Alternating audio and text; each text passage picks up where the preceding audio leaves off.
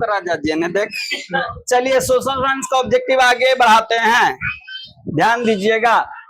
निम्नलिखित में से कौन सा राष्ट्रीय दल नहीं है? अब देखिए, अब आ गया राष्ट्रीय दल, जो राजनीतिक दल पर रहते हैं। अब राष्ट्रीय दल जानेंगे, याद रखें, बार बार 2 नंबर पूछेगा राष्ट्रीय दल से क्या समझते हैं, या लिखा रहता है राष्ट्रीय राजनीतिक दल से आप क्या समझते हैं, लिखा रहेगा राष्ट्रीय राजनीतिक दल से आप क्या समझते हैं, या राष्ट्रीय दल से आप क्या समझते हैं। समझे कि नहीं? अरे समझ रहे हैं? आइए अभी जानेंगे राष्ट्रीय दल या राष्ट्रीय राजनीतिक दल। तो ऐसा दल जिसका उद्देश्य चुनाव लड़ना और सत्ता हासिल करना होता है, और जिसका मान्यता पूरा देश भर में होता है, जिसकी चुनाव लड़ने की मान्यता पूरा देश भर में होता है, उसे ही हम लोग राष्ट्रीय राजनीतिक दल कहते हैं। जो पूरा देश में चुनाव लड़े, पूरा देश में उसका पावर हो, पूरा देश में कहीं भी चुनाव हो वहां चुनाव लड़ सकता है, उसको मान्यता मिला हुआ हो सरकार के द्वारा, उसी को कहते हैं राष्ट्रीय राजनीतिक दल। जैसे बीजेपी, देखते हैं सब जगह चुनाव लड़ता है, तो बीजेपी क्या है? राष्ट्रीय राजनीतिक दल। कांग्रेस पूरा पैकेट 40 रुपए, ठीक है। बीजेपी ये राष्ट्रीय राजनीतिक दल है, कांग्रेस राष्ट्रीय राजनीतिक दल है। ये सब पूरा देश में जहां भी चुनाव होता है सब जगह लड़ता है। आपको उसके बाद हो गया है जो भी आरजेडी जानते हैं, लोजपा जानते हैं, ठीक है, जदयू जानते हैं, ये सब क्षेत्रीय पार्टी हुआ, एक क्षेत्र का पार्टी है, ये पूरा भारतवर्ष की पार्टी नहीं है। तो राजनीतिक पार्टी, राष्ट्रीय राजनीतिक पार्टी उसको कहते हैं जो जिसका प्रभाव पूरा देश में रहे, प्रभाव यानी असर पूरा देश में रहे, और सरकार के द्वारा मान्यता रहे कि पूरा देश में कहीं भी चुनाव हो तो उसमें वो चुनाव लड़ सकता है, तो उसी को कहेंगे राष्ट्रीय राजनीतिक दल, ठीक है। तो आइए बोला, निम्नलिखित में कौन सा राष्ट्रीय राजनीतिक दल नहीं है? कौन है जो नेशनल पार्टी नहीं? क्या भारतीय राष्ट्रीय कांग्रेस? कांग्रेस तो है भैया, अभी बताएं।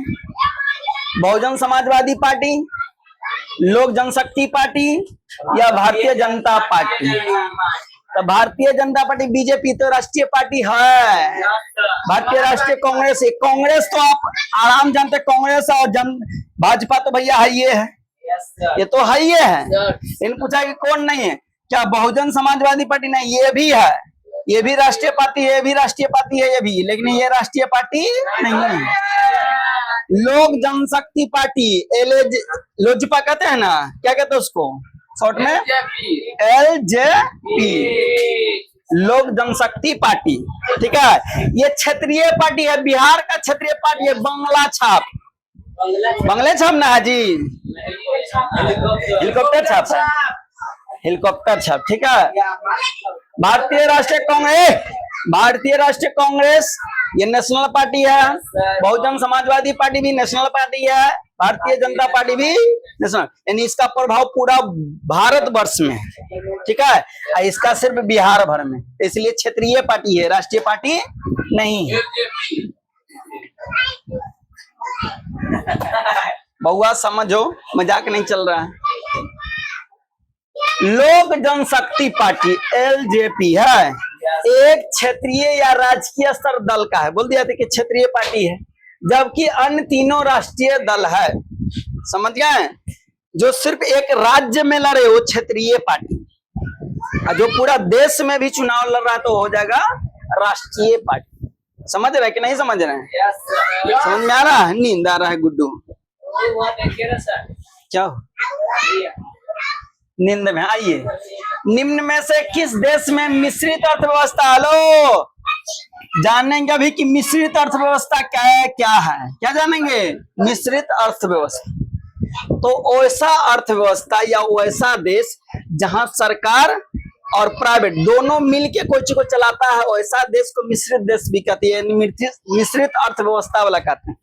जैसे भारत में भी देखेंगे बहुत सारा ऐसा कंपनी है जो प्राइवेट भी है और सरकारी, यानी अर्ध सरकारी जिसको कहते हैं। कॉलेज सुने होंगे अर्ध सरकारी है, यानी सरकार आधा सरकारी है आधा प्राइवेट, अर्ध सरकारी।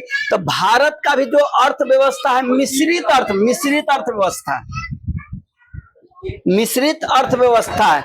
मिश्रित अर्थव्यवस्था मतलब ऐसा अर्थव्यवस्था जहां निजी और सार्वजनिक दोनों मिलके चल रहा होगा अर्थव्यवस्था, तो उसी को कहेंगे मिश्रित अर्थव्यवस्था।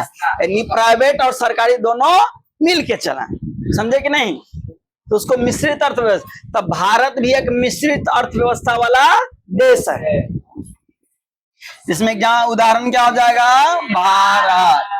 भारत मिश्रित अर्थव्यवस्था वाला देश है, ठीक है ना। ठीक है, चलिए आगे।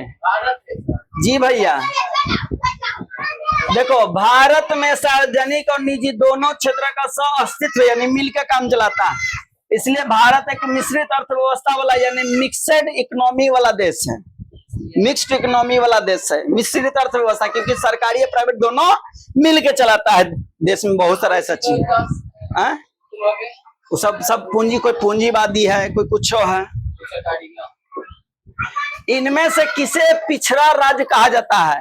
देखिए, पिछड़ा राज्य कैसे कहेंगे कि पिछड़ा है? ऐसी तो नहीं कह देंगे कोई सुने हैं वो पिछड़ा है तो पिछड़ा है, नहीं। जिसका शिक्षा कमजोर हो, यानी शिक्षा की सुविधा वैसा खास न हो।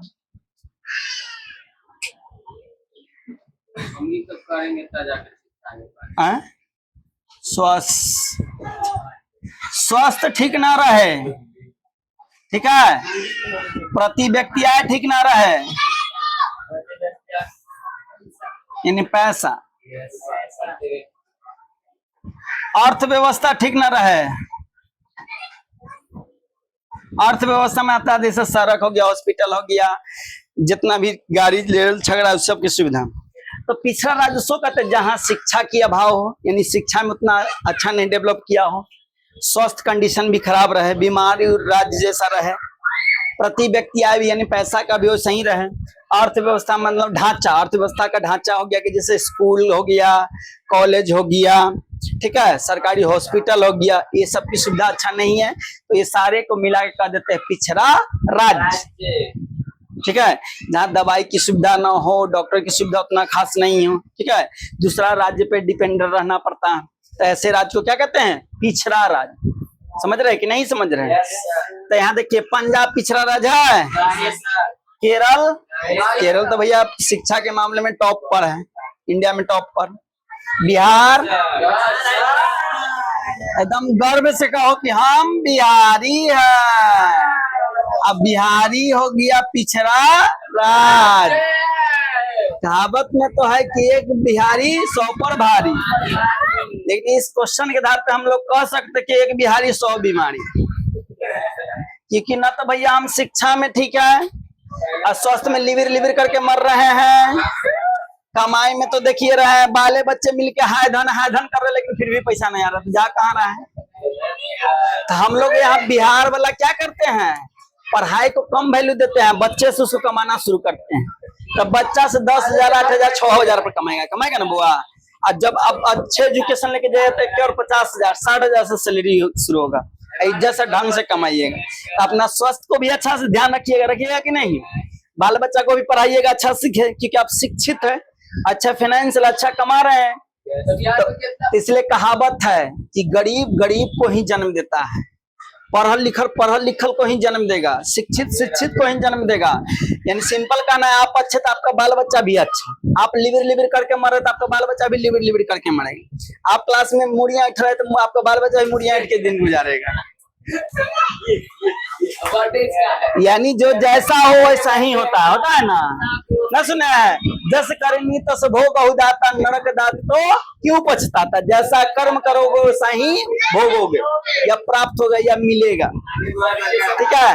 तो आप लोग आने वाले समय का भविष्य, आप लोग आने वाला समय के लिए भविष्य है, तो भविष्य को अच्छा से छुपा के रखिए, अपने आप को मेहनत करिए कि भविष्य का न्यू, क्योंकि आप जड़ अभी बना रहे जड़ न बोल रहा है। 9, 10, 11, 12 जड़ होता है, जड़ कमजोर रहेगा तो पेन क्या हो जाएगा? गिर जाएगा। हाँ, हवा के झोंके आज मौसम हो तो फिर आओ, चलिए आगे।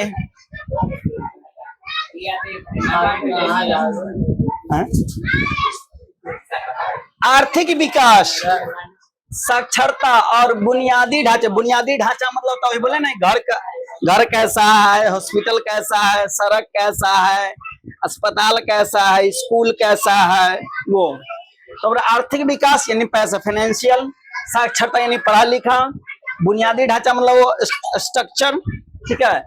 मापदंड के आधार पर बिहार पिछड़ा राज्य है, बोल दिया। पैसा में भी बोरा में बिहार, पढ़ाई लिखाई में तो पूरे बोरा में, तुम लोग जैसा टाइम पास करके आता चल जाता है सब, ये हाँ ओ हाँ ऐसे करे पर लगल रहता है। करते रहो, मास्टर के की बिगाड़ोगे। हम तो खा रहा है, बक रहे हैं, बता रहे हैं, गाली तो नहीं दे रहे हैं। फिर भी वो ओकरा उंगली कर रहा है, वो बादल पर ध्यान, अपना अपना किसी को ध्यान है, दूसरा पर ध्यान है कि दूसरा के खुलल है, बंद है, ओकरा पहना देगा, धोले है तो नहीं धोले तो धो देगा, तो दूसरे पर ध्यान रख। आइए, तो आर्थिक विकास, साक्षरता, बुनियादी ढांचे के मापदंड के आधार पर बिहार एक पिछड़ा हुआ राज्य है। चलिए आगे। शेयर बाजार की नियामकता क्या है? शेयर बाजार सुने होंगे बहुत कोई, शेयर बाजार नियामकता मतलब मापने का तरीका। तो शेयर बाजार का जो नियामक है वो सेबी है। शेयर बाजार का नियामक क्या है? सेबी। शेयर बाजार का नियामक क्या है? सेबी। याद रखिए, बार बार पूछता है शेयर बाजार का नियामक संस्था कौन है? सेबी है, सेबी। उतना हमारे को शेयर बाजार का नॉलेज नहीं है। आइए, भारत में प्रतिभूति एवं शेयर बाजार के विनियमन करने के सर्वोच्च संस्था सेबी भारतीय भूमि और विनियमन बोर्ड होता है। बता दिया, सेबी उसका फुल फॉर्म बता दिया, ठीक है। चलिए आगे। इनमें से कौन संस्था वित्त का साधन है? वित्त मतलब तो पैसा, वित्त मतलब क्यों पैसा पैसा करती हो, क्यों पैसे पे तुम मरती हो। संस्था मतलब टीम, दल। जैसे बैंक में जाते हैं, बैंक एक संस्था है, टीम के रूप में आपको काम कर रहा है। तो कौन है जो हमको पैसा के टीम है? बताइए, जो हमको पैसा दे सकता है। व्यापारी देगा लेकिन लूट लेगा आपको, तो वित्त का ये साधन नहीं है। व्यापार से आप कर्जा ले सकते हैं। रिश्तेदार देंगे लेकिन रोज इतना नीचे गिराएंगे, रोज नीचा दिखाएंगे आप। रिश्तेदार से कोई खराब होता नहीं है पृथ्वी पर, मानिए तो। व्यवसायिक बैंक, यस, व्यवसाय नाम है, व्यवसाय यानी बिजनेस कराने वाली बैंक। तो ये आपको भैया वित्त दे सकता है। तो व्यवसायिक बैंक वित्त का साधन है। व्यवसायिक बैंक किसका साधन है? वित्त का, यानी पैसा के साधन। बाकी सब लुटेरा, महाजन, रिश्तेदार, व्यापारी, ऐसा सब क्या है? ना कहते हैं महाजन से हम कर्जा ले ले, यानी किसी से पैसा ले तो महाजन हो गया। जो एगो गांव में सुने वो पैसा वाला सबको कर्जा देता है, शुद्धि पर पैसा लगाता है, तो जो शुद्धि पर लिया उसके लिए तो महाजन हो गया। समझे कि नहीं? तो भैया इनमें से वित्त का साधन कौन है? व्यवसायिक बैंक। चलिए आगे बढ़ते हैं। देखिए, व्यवसायिक बैंक संस्थागत वित्त स्रोत, वित्त स्रोत मतलब पैसा का जरिया है, जबकि महाजन और रिश्तेदार गैर संस्थागत है। गैर संस्थागत यानी सरकार द्वारा उसको मान्यता प्राप्त नहीं है, तो जितना चाहे उतना आपसे टैक्स लेता है ना, शुद्धि में आपको कितना बढ़ा के लेगा। लेकिन आप व्यवसायिक बैंक है, वो बैंक सरकार द्वारा मान्यता उसको प्राप्त है, तो सरकार द्वारा मान्यता प्राप्त है, तो यानी ज्यादा आपसे टैक्स नहीं लेगा। और उसका एक प्रोसेस होगा, उस प्रोसेस के जरिए ही आपको लोन या कुछ भी फाइनेंस करा सकता है, ऐसी नहीं करा सकता है, तो उससे आपको ज्यादा नहीं लेगा। तो यदि आपको भैया कोई वित्त का सुविधा उपलब्ध करा सकता है तो व्यवसायिक बैंक। कौन सा बैंक? व्यवसायिक बैंक, ठीक है ना। रुक जाइए 2 मिनट। चलिए देखिए नेक्स्ट। भारत की वित्तीय राजधानी, वित्तीय मतलब फाइनेंस कैपिटल, वित्त मतलब होता है फाइनेंस, राजधानी मतलब कैपिटल, यानी फाइनेंस कैपिटल कौन है? भारत की वित्तीय राजधानी कौन है? जहां पूरा बैंक का पैसा देख रेख होता है, जैसे या तो बैंक ऑफ इंडिया है, सेंट्रल बैंक है, कुछ भी बैंक है, उसका सबका मेन सेंटर तो सुना कहाँ है? मुंबई में। तो भारत का वित्तीय संस्था, वित्तीय राजधानी किसका कहा जाता है? मुंबई को। याद रखिएगा, भारत का वित्तीय राजधानी मुंबई, फाइनेंस कैपिटल, यहीं से सब बैंक का मेन ब्रांच होता है, सबका मेन ब्रांच। जैसे आप छोटका में बैंक में खोला तो कहते ना कोई काम होता जाओ मेन ब्रांच में चल जाओ, और बाबू का सबका बाप बैठल है मुंबई में। समझे कि नहीं? तो इसीलिए वो क्या मांग रहे हैं? 70 करके दे दीजिए, ओढ़ने वाला रखल है जे खाली उ रेक में है, उन्हें लोहा वाला उ रेक में उधर है। हाँ तो नहीं वाला है। हाँ तो भारत की वित्तीय राजधानी कौन है? मुंबई। इसी को फाइनेंस कैपिटल भी कहते हैं। फाइनेंस मतलब होता है वित्तीय, कैपिटल मतलब राजधानी। फाइनेंस कैपिटल मुंबई को कहा जाए। सपनों के शहर सुने होंगे कि सपनों के शहर मुंबई। एकदम बार बार आता है वित्तीय राजधानी भारत का कौन सा है? तो मुंबई को फाइनेंस कैपिटल। ठीक है, तो जितना बैंक का सबका मेन जो ब्रांच है वो है मुख्य रूप से कहाँ है? मुंबई में। चलो आगे। मुंबई को भारत की वित्तीय एवं आर्थिक राजधानी यानी फाइनेंस कैपिटल के रूप में जाना जाता है। आर्थिक राजधानी भी बोले तब भी यही, ठीक है। आर्थिक राजधानी पूछे तब भी वो कहाँ है? मुंबई। समझे कि नहीं? हाँ फाइनेंस। इनमें से कौन एक बीमारू राज्य नहीं है? कौन है जो बीमारू राज्य नहीं है? क्या बिहार, मध्य प्रदेश, कर्नाटक, उड़ीसा? तो भैया जो भी बिहार के अलग बगल है सटल सटल बीमारू राज्य।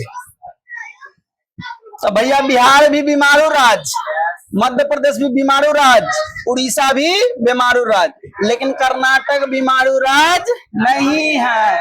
यानी इनमें से कौन बीमारू राज्य नहीं है बोला है? तो कर्नाटक बीमारू राज्य नहीं है। बाकी याद कर लीजिएगा बीमारू राज्य, अपनी तीनों की यादें कर लीजिएगा। बीमारू राज्य बिहार, मध्य प्रदेश, उड़ीसा। कौन कौन? बिहार, मध्य प्रदेश, उड़ीसा। बीमारू राज्य बिहार, मध्य प्रदेश, उड़ीसा। बीमारू राज्य बिहार, मध्य प्रदेश, उड़ीसा। बीमारू राज्य बिहार, मध्य प्रदेश, उड़ीसा। बीमारू राज्य बिहार, मध्य प्रदेश, उड़ीसा। देख रहा है ना मास्टर कितना मेहनत कर रहा है, बच्चा कितना मेहनत कर रहा है। जिन रिजल्ट खराब होगा उस दिन दोस्त किसको जाता है? मास्टर। ठीक है, अब हग रहे हो ना पानी की तसल्ला का है जी। रोज रोज एक ही बता समझाना पड़ता है कि घर से तो पानी भर लोटा पियो, हग मुत कूद कूद के लैट्रिन में आओ, एक एक दाना निकाल दो तवा ऊपर में। यहाँ आता बर्बाद कर देता, सुबह शाम वही धंधा। ठीक है बुआ, कोई दिक्कत है बउआ? बीमार ना होता है। अरे बीमार के बाद में बीमारू राज्य मतलब की सुविधाएं उतना खास नहीं है इस सब जगह। ओ ही बतबा, देखो बोल दिया बीमारू राज्यों की श्रेणी में बिहार, मध्य प्रदेश, राजस्थान, उड़ीसा शामिल है। सब याद कर लीजिएगा। कौन कौन?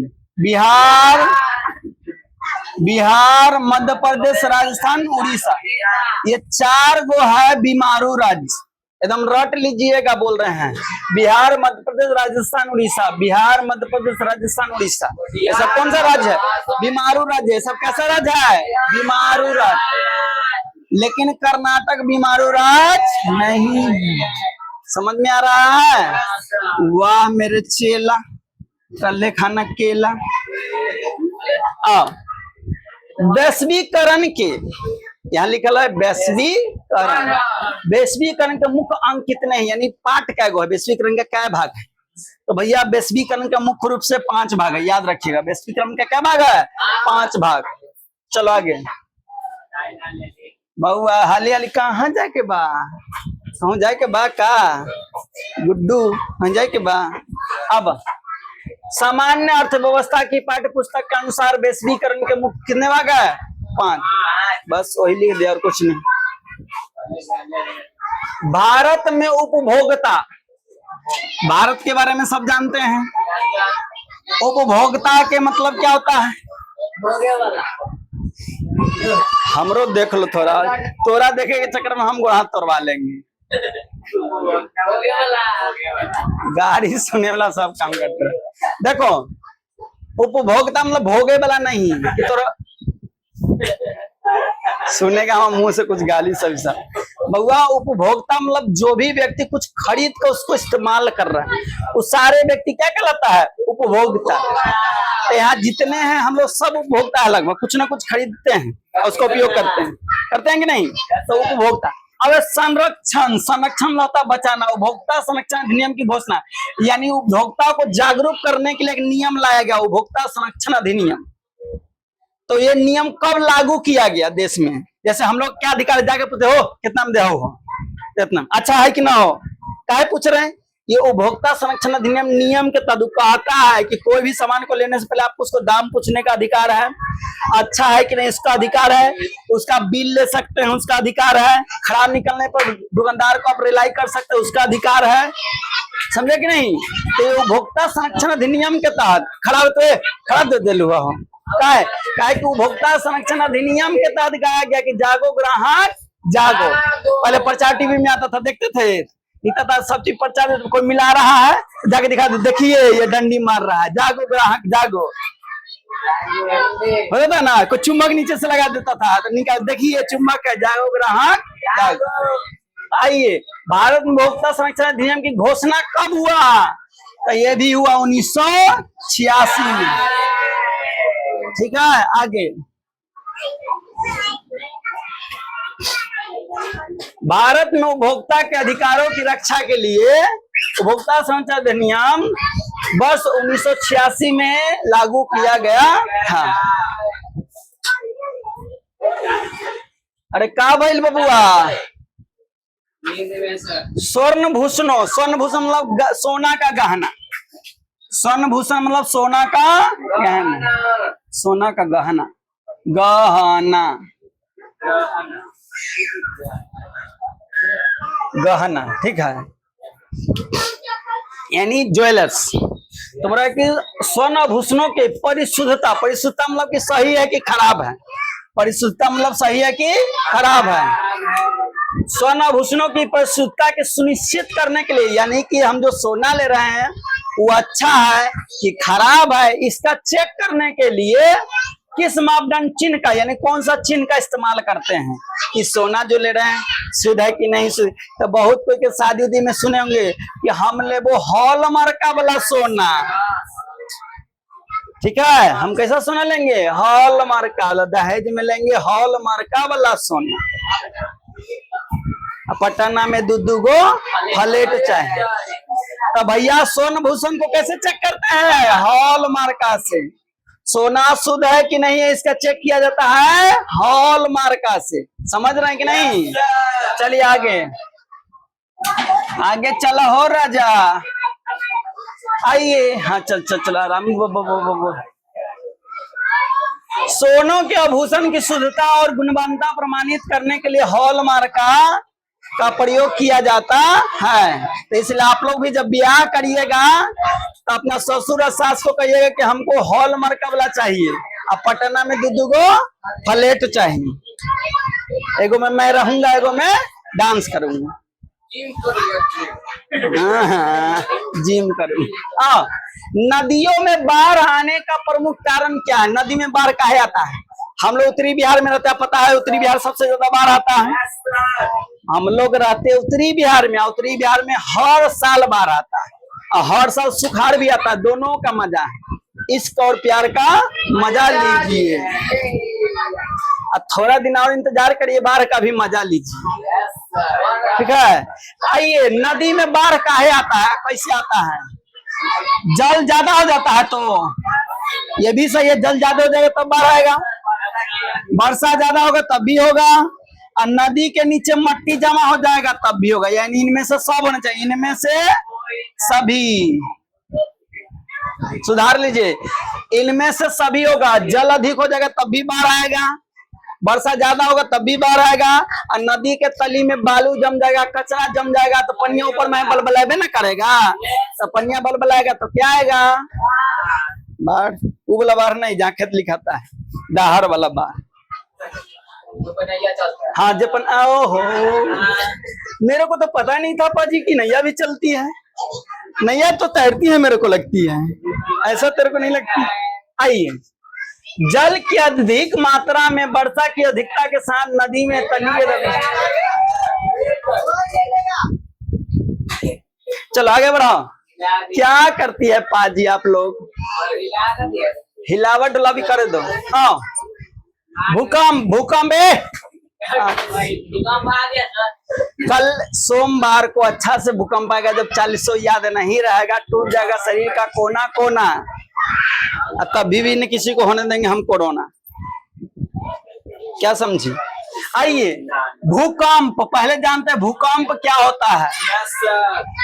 तो ये पृथ्वी को अचानक से हिलना, डोलना, कांपना, वाइब्रेशन करना ही भूकंप है। पृथ्वी को हिलना, डोलना, सरकना, नाचना, गाना, ये सब क्या है? भूकंप। तो आपको शुद्ध भाषा में बोलेगा, भू पर पट्टी को अचानक से थरथराना, हिलना या कांपना को ही भूकंप कहते हैं। वाह। भूकंप संभावित क्षेत्र में भवन की आकृति कैसे होना चाहिए? यानी जहां बार बार भूकंप आता है, भर दिन में 2-3 बार मार दे लबलबा भूकंप। जैसे जापान में जाइए, भर दिन में 3-4 बार भूकंप आ जाता है। इसलिए जापान में जगह ना, तो घर वहां के भैया लकड़ी का रहता है। जाके सर्च मारिएगा, आ रहे हैं। जापान में जाइएगा तो अधिकतर घर, या सर्च मारिएगा तो वहां सब काठ का, लकड़ी का घर बना रहता है। भूकंप आया, टूटा, फिर खड़ा करके वही में, ठीक है। तो भूकंप भैया, जहां भूकंप बार बार, क्वेश्चन आपको कि जहां भूकंप बार बार आता है वहां घर कैसा बनाए? तो भैया चरकोल बनाएंगे, ऐसे ना बनाएंगे कि बैलेंस को झटका सह सके। इसी को कहते हैं आयताकार। तो जहां भूकंप बार बार आता है वहां घर कैसा बनाएंगे? आयताकार, ठीक है, आयताकार बना। तो हम लोग पास जैसा जमीन कोनी अच्छी है तो कोना अच्छी मार देते हैं, ऐसे से लहरिया तो लहरिया मार, लेकिन छोड़बो ना कोना को पूरा जोत जब। तो आज के लिए इतना ही रहेगा। लाइक कर दीजिएगा वीडियो को, कमेंट करके अवश्य बताइए कैसा लगा, शेयर करना ना भूलिएगा, और सब्सक्राइब करना आप लोग भूल जाते हैं, सब्सक्राइब जरूर करिएगा। जय हिंद। आप लोग अब घर जाओ।